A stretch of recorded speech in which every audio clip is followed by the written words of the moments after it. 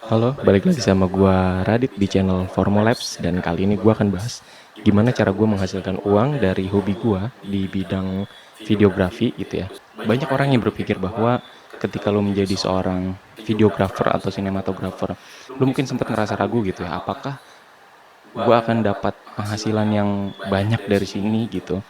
Dan lu pasti banyak skeptis gitu akan hal terkait dengan videografi itu. Nah, mungkin pertanyaan ini perlu kita balik gitu.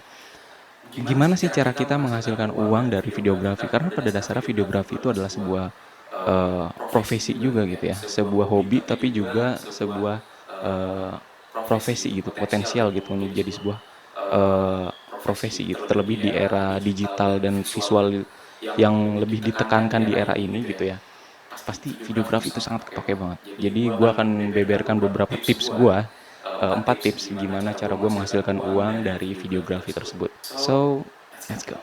Yang pertama yang pertama nih ya, bangun portofolio lu. Portofolio ini bagi seorang videografer tuh penting banget guys, karena, jujur aja nih ya, ketika lu udah bikin satu, contoh portofolio lu atau mungkin 2 lah ya, ketika lu udah bikin itu, pasti orang-orang itu akan mulai nanya nih, rate card lu berapa gitu ya. Orang-orang akan mulai nanya, berapa tarif, jika ingin menyewa jasa videografi lu. Seriously, itu gua rasain sendiri dan, apa ya, lu harus fokus bener-bener di portofolio lu. Nah, gimana cara bangun portofolio, meskipun lu belum punya, channeling gitu ya, atau belum punya project yang bener-beneran project gitu ya. Karena project pertama pasti susah banget nemuinnya. Yang paling pertama adalah lu coba bikin, fake project ya. Misalnya lu kepengen buat, videografi tentang, produk skincare.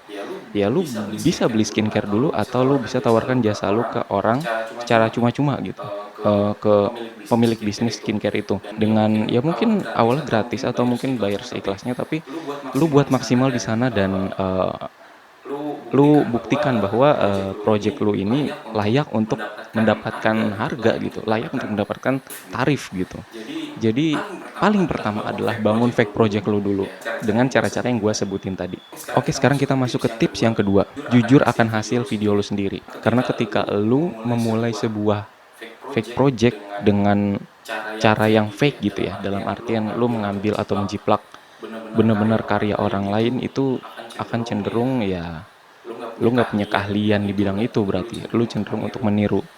Nah, ketika lu membangun fake project itu, usahakan lu membangun atau setidaknya mengimprove hasil karya dari orang lain dan lu buat dengan, taste atau keahlian yang emang bener-bener lu kuasain gitu.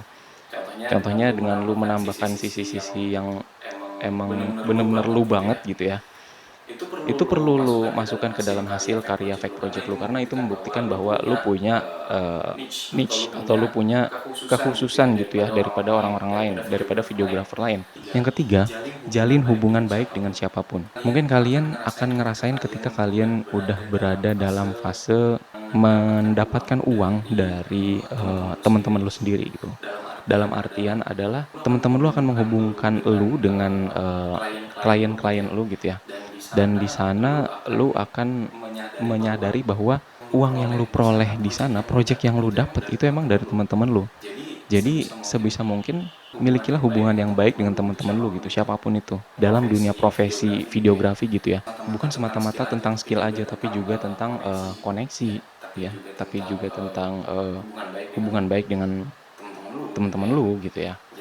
Jadi skill ditingkatkan tapi, hubungan atau relasi dengan orang lain juga perlu diseimbangkan. Tips yang keempat atau yang terakhir, konsisten namun tetap berorientasi pada hasil. Jujur deh guys, jujur ya guys, jujur ya, eee, selama gua berkarya, gua selama gua berkarya, selama gua konsisten membangun, portofolio gua, itu akan cenderung meningkatkan engagement, orang lain gitu ya, kesadaran, awareness terhadap diri kita gitu ya, untuk mempercayakan jasa videografi itu ke kita. Karena ketika kita konsisten untuk upload gitu ya, kita konsisten untuk bangun portofolio, orang-orang akan sadar gitu ya, awareness mereka itu akan terbangun karena kita secara continuity kita terus membangun, hasil karya kita. Selain konsistensi juga lu harus berorientasi dengan hasil, karena hasil yang terpenting gitu. Bukan semata-mata lu konsisten dengan hasil yang buruk sekalipun, itu akan membangun engage orang, enggak juga. Karena pada dasarnya orang menyukai sesuatu yang memang indah gitu ya. Nah ketika, lu secara konsisten tapi nggak menghasilkan sesuatu yang indah, ya orang akan nge-skip gitu aja gitu. Jadi, lu perlu tetap konsisten ya, tapi coba deh luangin waktu untuk evaluasi gitu ya. Untuk evaluasi, untuk coba perbaikin apa yang kurang gitu ya. Intinya lu tetap konsisten, tapi tetap belajar, memahami gitu ya, bahwa, hasil karya lu nih sebenarnya kurangnya di mana gitu ya. Atau, ada yang perlu ditambahin lagi nggak? Oke, mungkin segitu aja, penjelasan dari gua. Semoga beberapa tips tadi, bermanfaat ya, buat gua sendiri juga buat kalian semua. Harapannya, semoga kita juga bisa dapat, cuan gitu ya, dari hasil videografi kita. Oke, gua Radit, sampai jumpa di video gua berikutnya. See ya.